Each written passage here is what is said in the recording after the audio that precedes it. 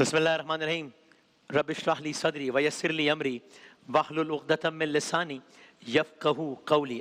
کل داستان حضرت داؤد علیہ السلام کا اختتام ہوا اور ہم نے آپ سے عرض کیا تھا کہ ان کے پسر، ان کے بیٹے حضرت سلیمان علیہ السلام کی داستان کا آج آغاز کریں گے۔ شاندار داستان، کیا کہنے، ہر اعتبار سے بہت منفرد داستان، کیا کہنے حضرت سلیمان علیہ السلام کے۔ تو نام سلیمان بن داؤد علیہ السلام، حضرت داؤد کے بیٹے، اور آپ کا بھی تعلق بنی اسرائیل سے، یعنی حضرت ابراہیم کے دو بیٹے حضرت اسماعیل اور حضرت اسحاق، تو حضرت اسحاق کی نسل سے، پھر حضرت یعقوب، حضرت یوسف، اس پوری نسل سے آپ کا تعلق۔ تو یہ ایک اور بنی اسرائیل کے نبی حضرت سلیمان علیہ السلام۔ خاصہ کیا ہے؟ سلیمان علیہ السلام وہ نبی ہیں کہ جن کو وہ سلطنت عطا کی گئی، وہ بادشاہت عطا کی گئی، وہ شہنشاہت عطا کی گئی جو اس اعتبار سے نہ ان سے پہلے کسی کو دی گئی تھی نہ پھر کسی کو عطا ہوئی، جو سلطنت جیسی آپ کے پاس تھی۔ یعنی آپ صرف انسانوں کے بادشاہ نہیں تھے، چرند پرند ہوائیں کیڑے مکوڑے جنات سب آپ کے تابع تھے، سب چرند پرند ہوائیں سب آپ کے تابع تھے۔ قرآن مجید کی ایک آیت کا ترجمہ سنیے کہ سلیمان علیہ السلام نے فرمایا ہمیں اللہ کی طرف سے پرندوں کی بولی سکھائی گئی ہے، یعنی پرندے اپنی اپنی زبان میں جو باتیں کرتے تھے آپس میں آپ سمجھ لیتے تھے۔ قرآن مجید کی آیت یہی آگے بڑھتی ہے، فرمایا ہمیں سب کچھ دیا گیا ہے، سلیمان علیہ السلام کے الفاظ، ہمیں سب کچھ دیا گیا ہے، یعنی خدا نے آپ کو ہر وہ چیز دی جس کی ضرورت حکومت کرنے کے لیے کسی حکمران کو پیش آتی ہے۔ یعنی اب آج کل کی دنیا میں دیکھتے ہیں نا، کوئی کتنا بھی بڑا حکمران ہو، اس کے کچھ نہ کچھ کنسٹرینٹ ضرور ہوتے ہیں، کچھ نہ کچھ اس کی لیمیٹیشنز بہرحال ہوتی ہیں۔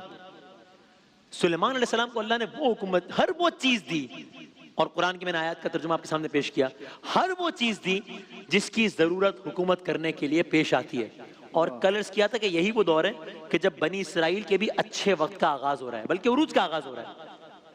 تو آپ کے پاس ہر قسم کا سامان، ہتھیار، لشکر، سپاہ، فوج، جن، انسان، پرندے، حیوان، ان سب کی جماعتیں، تمام مخلوقات کی باتوں کو سمجھنے اور اپنی بات انہیں سمجھانے کی طاقت تھی۔ سبحان اللہ، کیا کہنے، آپ کے دربار کی کیا شان تھی سلیمان علیہ السلام کی۔ آگے بھی واقعات میں آئے گا تو آپ کو دربار کی شان کا اندازہ ہوگا کہ سلیمان علیہ السلام کی دربار کی شان، ایک ایسا دربار تھا کہ جہاں ایک انتہائی دیو ہیکل جن درباری تھا، تو وہیں ایک ہدہد نامی پرندہ بھی اس دربار کا رکن تھا۔ سبحان اللہ، یہ وسعت، یہ ڈائیورسٹی، کیا بات، دیو ہیکل جن بھی اس دربار کا حصہ ہے، ہدہد نامی پرندہ بھی ہے، یہ آپ کے دربار کی شان تھی۔ یہاں تک کہ یہ تو میں نے چرند پرند سے برس کیا، سلیمان علیہ السلام کے اختیار میں ہوائیں بھی تھیں، ہوائیں بھی آپ کے اختیار میں تھی جو ان کے حکم سے اس ملک میں چلتی تھیں۔ تو اللہ نے ان کے دور میں اس ملک میں جتنی برکتیں نازل کی اس سے پہلے کبھی نازل نہیں ہوئی۔ آپ نے بڑے بڑے محلات بنائے ہوئے تھے، اور ان محلات اور عظیم الشان عمارتوں کی تعمیر کا کام عام انسان نہیں کرتا تھا، بڑے بڑے جنات تعمیر کرتے تھے، یہ حال تھا۔ اسی طرح جانوروں، پرندوں وغیرہ کی خوراک کا باقاعدہ بندوبست کیا جاتا تھا، اسٹیٹ لیول پہ سلطنت تھی، یعنی اگر میں آج کل کی زبان میں کہوں تو باقاعدہ بڑی بڑی دیگیں تیار کی جاتی تھی وہ جانوروں، چرند پرند سب کے خوراک کے لیے۔ محلات ایسے تھے، ان کے فرش شیشے کے تھے، کیا کہنے۔ اور یہ میں نے ایسی صرف ایک جملہ نہیں کہہ دیا، آگے واقعات آئیں گے اس میں آپ کو اس کی عملی ثبوت ملے گا کہ محلات ایسے تھے کہ انسان سمجھے یہ تو پانی ہے، فرش شیشے کے تھے۔ واہ واہ واہ۔ اور پھر ان درباروں میں فیصلے کیسے ہوتے تھے، ہائے ہائے، ایسی حکمت، ایسی دانائی سے فیصلے ہوتے تھے جس کی مثال نہ ملے۔ مثلا ایک مرتبہ ایک مقدمہ پیش ہوا سلیمان علیہ السلام کی خدمت میں، ایک طویل واقعہ سے مختصر کرتے ہوئے، دو لوگ سامنے آئے، ان کی بکریوں نے، یعنی ایک شخص کی بکری نے دوسرے شخص کے کھیتوں میں گھس کر اس کے کھیت کو تباہ کر دیا تھا۔ بکریاں بے زبان جانور ہیں، تو معاملہ یہ تھا کہ بھئی اب اس میں کس کو قصوروار ٹھہرایا جائے، کون مجرم ہے، کس کی غلطی ہے۔ یعنی جو بکریوں کا مالک ہے، جس کی بکریاں گھس گئی ہیں کھیت میں، وہ کہہ رہا ہے کہ بکریاں تو چرتی رہتی ہیں، مجھے نہیں معلوم وہ دوسروں کے کھیت میں گھس گئیں، میرا کیا قصور ہے اس میں۔ اور جو کھیت کا مالک ہے، جس کا کھیت برباد ہو گیا ہے، وہ کہنے لگا کہ اس میں کوئی شک نہیں کہ بکریاں بے زبان ہوتی ہیں، مجھے بتائیں کہ میرے کھیتوں کا جو نقصان ہوا ہے میں اس کو کیسے پورا کروں۔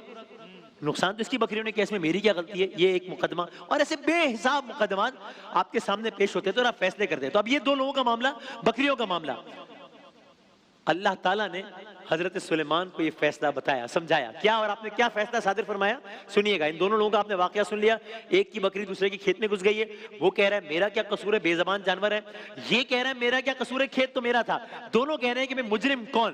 سلیمان علیہ السلام نے کیا فیصلہ سنایا، کہا وہ بکریاں جو کھیت میں گھس گئی تھی اس آدمی کے حوالے کر دی جائیں جس کے کھیت کا نقصان ہوا.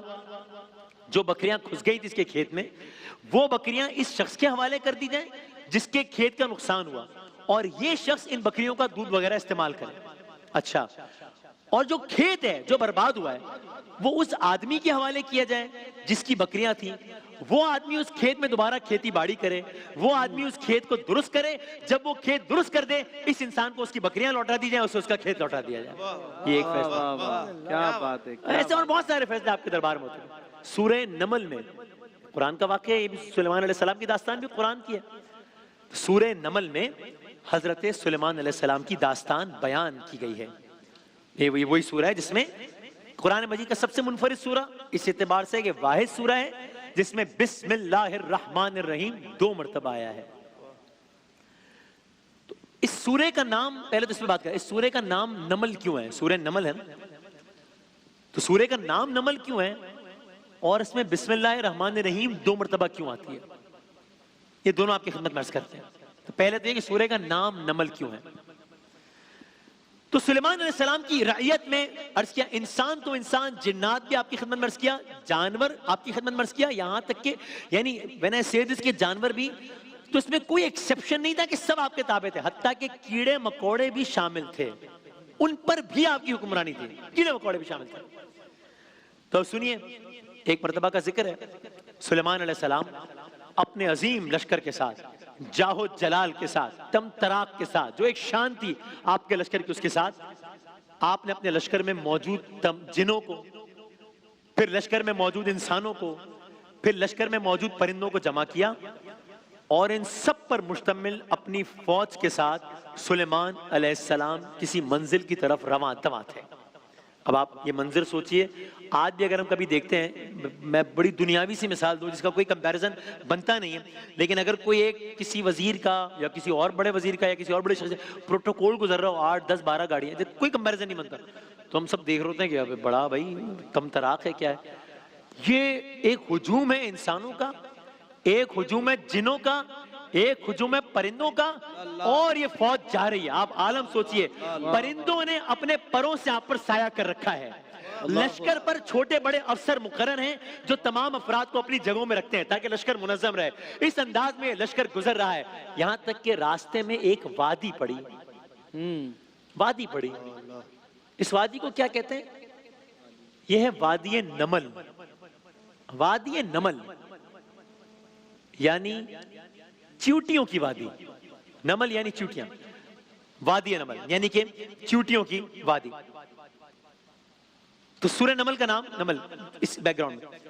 اب یہ لشکر ایک عظیم الشان، اتنا بڑا لشکر گزر رہا ہے، اور حضرت سلیمان کے لشکر کو جب دیکھا ہے چیوٹیوں نے، تو ان چیوٹیوں کی جو پہرے دار تھی، اور قرآن میں اس کا ترجمہ ہے، جو وہ چیوٹیوں کی جو پہرے دار تھی، اس نے چیخ کر کہا، اور قرآن نے بتایا اور میں آپ کی خدمت میں پیش کرتا ہوں، یا ایھا النمل، نمل یعنی چیوٹیاں، اے چیوٹیوں، ادخلو، داخل ہو جاؤ، مساکنکم، اپنے مسکن میں، یعنی اے چیوٹیوں اپنے بلوں میں، اپنے گھروں میں جا گھسو. کیوں؟ اور آگے بھی آیت ہے، میں اس کا ترجمہ پیش کرتا ہوں. اے چیوٹیوں یعنی وہ چیوٹیوں کا لشکر ہے، سلیمان علیہ السلام کا لشکر ہے.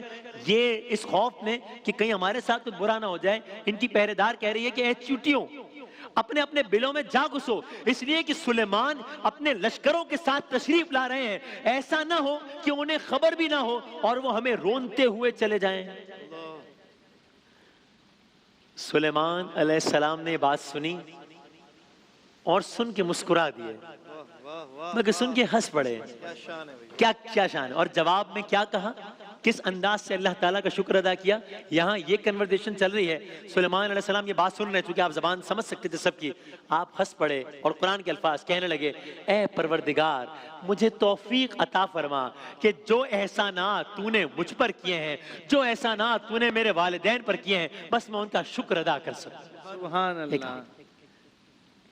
پھر سورہ نمل ہی میں داستان سلیمان علیہ السلام ہے کہ جس میں ایک مرتبہ پھر بسم اللہ الرحمن الرحیم آتا ہے. یہ کیا واقعہ ہے, یہ کیا داستان ہے؟ ایک پرندے کا بھی تذکرہ آتا ہے, اس پرندے سے آپ ناراض بھی ہوتے ہیں. یہ ساری کیا داستان ہے, اور بسم اللہ الرحمن الرحیم کب, کہاں اور کیوں آتا ہے؟ اس سارے کا سارا واقعہ کیا ہے, کل عرض کریں گے انشاءاللہ.